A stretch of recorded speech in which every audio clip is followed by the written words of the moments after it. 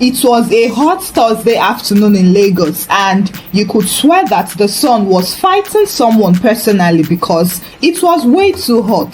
Kola, a 33-year-old electrician, had just collected his full salary, 240,000 naira, from a building site in Ikeja after 3 months of promises, lies, and near fasting. He counted it in front of the contractor like someone counting dowry money. Then he folded the notes carefully, wrapped it inside a black nylon, then inside another black nylon, then inside a small faded leather bag that used to be his wife's makeup pouch before she upgraded. As he walked down the road, his mind was busy. He had plans, big plans. The twins needed new school sandals. His wife, Ronke, had been managing the same buy one get one free wrapper since 30 December of 2022, and their landlord, Baba Sikiru, had been eyeing their door like a hawk since November, threatening to carry their plasma TV if rent wasn't paid before Friday. However, when he got to Zenith Bank and saw that the queue outside looked like a mini crusade with people standing, sweating, frowning, and one man even praying in tongues, Kola hissed and crossed the road immediately. He had already noticed the new POS stand that opened 2 weeks ago at the junction near Mama Nkechi's Buka. The girl in charge, Uju, was fine, and she always chewed gum with the confidence of someone who knew men could forgive anything. Her small POS canopy had a Bluetooth speaker hanging on one pole, blasting Ashake's Lonely at the Top like motivation. The table was clean, the POS machine was pink, and there was always one bottle of Fanta she never drank but used as decoration. Kola stepped closer with his bag and cleared his throat. "Good afternoon, my sister. Please, I want to deposit something to my Zenith Bank account." Uju smiled. "Oga electrician, I see your face every day. You just dey do like say you no dey see me. Abi na your wife dey hold you?" Kola laughed nervously. "No mind me jare, you know say if man never chop belle full, he no go get energy look fine girl." You sabi talk," she said, and collected the bag from him. "How much?" 240,000 naira, Kola said. Uju's lashes blinked like a generator starting. Big boy, you wan deposit everything?" "Yes, so na all my salary be that. I no want wahala. Make I just enter house jeje. Before money go miss, children go cry, wife go vex, landlord go begin swear." Uju nodded slowly and began to count the money, stretching the notes in the air as if she was drying them. She even licked her thumb twice. Kola wasn't sure if it was for counting or just drama. After counting, she brought out a ledger and wrote down his name, account number, and amount. Then she typed on her phone for a few seconds and said, "It is done. Network is slow small, but it will reflect in 15 minutes, maximum 20 minutes. You can be checking your phone." Kola smiled wide. "God bless you, my sister. You try. In fact, take this 500 naira for yourself." Thank you. You too much, sir. Na real man dey appreciate POS girl." Kola grinned and walked away, feeling like Dangote Jr. He was even humming a tune as he walked. He stopped by Mama Nkechi's and bought 2 wraps of fufu and ogbono soup with extra pomo, one for himself and one for his wife. He didn't want to come home empty-handed. Inside his small one-bedroom apartment in Agege, Ronke was rocking their twins to sleep. She looked up as Kola walked in and asked, "Hope you collected the money."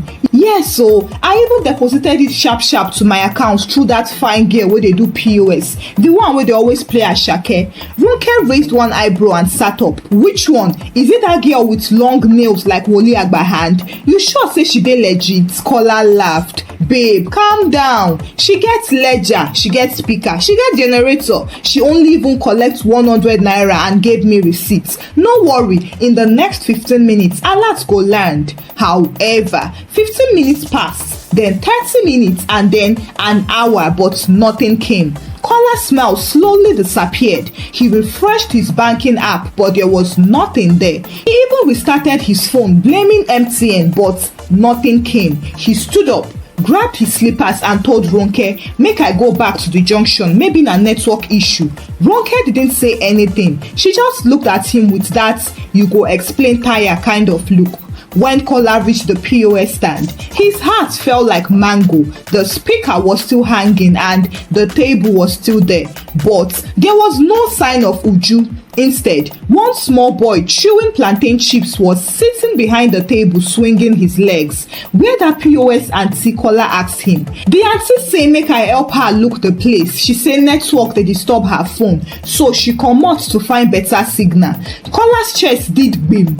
How long she don comot? Since like 40 minutes sha, but she say make I no move. Kola blinked. You be her brother? No, I just dey help her. She say she go buy me gala later. Kola stood there with his hands on his waist, looking at the boy for almost 15 minutes, blinking like someone whose brain had refused to reset. The Bluetooth speaker was still hanging on the pole, now playing a different Ashake song. The small boy was eating the last of his plantain chips and kicking dust into the air. Oga, maybe you go come back, oh, the boy finally said. Auntie say sometimes network fit take time. Kola didn't respond. He just walked back home slowly, dragging his legs as if he had cement in his slippers. His chest was hot and his head was spinning. By the time he got to his compound, his wife Ronke was already standing at the door with their 2 children. Her face was not smiling. Hope say the money don't enter, she asked. Kola forced a smile that could not even convince a blind man. Maybe a network issue. She say you go reflect soon, I just come rest more. Ronke hissed and turned back inside. However, 3 hours passed and counting, but no alert entered. By 8 p.m., after Kola had drank 2 sachets of pure water without tasting it, he stood up and stomped back to the junction. But this time, when he got there, everything was gone. The speaker was gone. The table gone. The plastic chair gone. Even the nylon that was hanging from the pole like a flag was gone. Nothing remained but dust and 1 empty sachet of plantain chips. Kola turned around, looked left and looked right, but he didn't see any sign of the small boy again. There was no one to ask questions. The entire junction felt like it had wiped its memory clean. Even the breeze was pretending as if he didn't know what happened. That was when panic grabbed Kola by the neck. His legs became weak and he started breathing like someone who climbed 3rd Mainland Bridge on foot. Jesus, Jesus, Jesus, he muttered and began pacing up and down like a goat looking for its kid. He brought out his phone again, dialed the number Uju had given him, but it was switched off. He tried again, but it was still switched off. He switched SIM cards and tried again, but it was still dead. He checked her on WhatsApp. Her profile picture was there, but there was no last seen. He sent a message and got only a single tick. It was obvious that the girl had ghosted. He rushed down the road and met one woman frying akara by the gutter. Her name was Mama Doris and everyone knew her in the area as the woman who sold pepper in the morning, akara in the evening and gossip all day. If anyone knew what happened, it would definitely be her. Mama Doris, that girl where they do POS here, you sabi am? She turned to him and squinted through the smoke. That yellow girl with waist chain and butterfly tattoo for neck. Kola nodded like a gamma lizard. Yes, Uju, she collect my salary, 240,000 naira. Now she don't vanish. Mama Doris shook her head and gave a wicked laughter. Uju, you think say her name na Uju? My brother, that girl na chameleon. I hear say her real name na Promise, but some people say na Blessing. Last week, one man say she answer Ngozi for Shomolu side. Kola's mouth opened. Wait, so she dey use different names? Different names, so different wigs. I even hear say she gets one boyfriend wey dey drive Benz with only 1 mirror. They don dey do this thing before, you no be the first at all. Kola staggered. It was as if the sky was falling on only his head. The smell of the akara suddenly began to choke him. He sat down on a nearby stone, held his head in both hands and let out a deep sigh that sounded like a generator giving up. How did this happen? How could he, a Lagos-born, Oshodi-trained, Danfo surviving man, fall for a street POS trap like that? He remembered how Uju smiled at him with dimples like angel and collected the money as if she was accepting a sacrifice. He remembered how she licked her finger and counted every note innocently, and now she had vanished into thin air like a spirit. That night, Kola could not sleep. He rolled from one end of the mattress to the other. The fan was not working because there was no NEPA, and the twins were snoring beside him, completely unaware that their school fees had entered voicemail. Ronke kept waking up and asking, "Any alerts?" But Kola would shake his head and sigh. So your full salary is just hanging like that?" Ronke asked, trying not to panic, but she was clearly boiling inside. "Network issue," Kola whispered. As he closed his eyes, he imagined the money, his 240,000 naira, now chilling inside a backpack somewhere in one cheap lodge, being used to buy fake eyelashes, data plan, and fried rice. As sleep finally carried him around 3 a.m., the only thing he saw in his dream was Uju in a new wig, sitting on a chair made up of 1,000 naira notes, waving goodbye and blowing bubble gum. The next morning, before the first cock could crow or the twins could start crying for golden moon that didn't exist, Kola was already out of the house. He didn't even bathe. The shame of losing 240,000 naira had overpowered any desire to smell fresh. He went straight to the police station at Olowu Street, and he met a hungry-looking officer with a pot belly and one faded beret sitting under a small fan that was spinning as if it had malaria. "Oga, abeg, help me. POS girl collect my salary yesterday and disappear." The officer adjusted his chair and scratched his head. "How much?"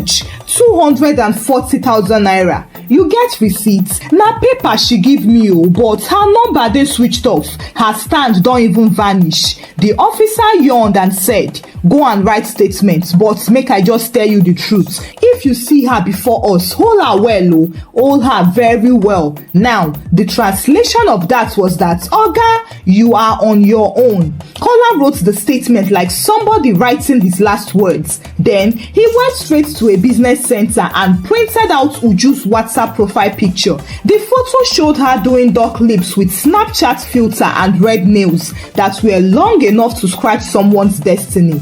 Armed with the picture, Kola hit the streets. He showed it to the aboki sharpening knives beside the kiosk. He showed it to the vulcanizer who was patching tire. He showed it to the man that sold spare phone chargers, to Okada riders resting under the mango tree, to the hawkers, and even to the woman roasting corn who was always fighting everybody. And each time he asked, "Una sabi this girl? She dey do POS for here. She run with my money."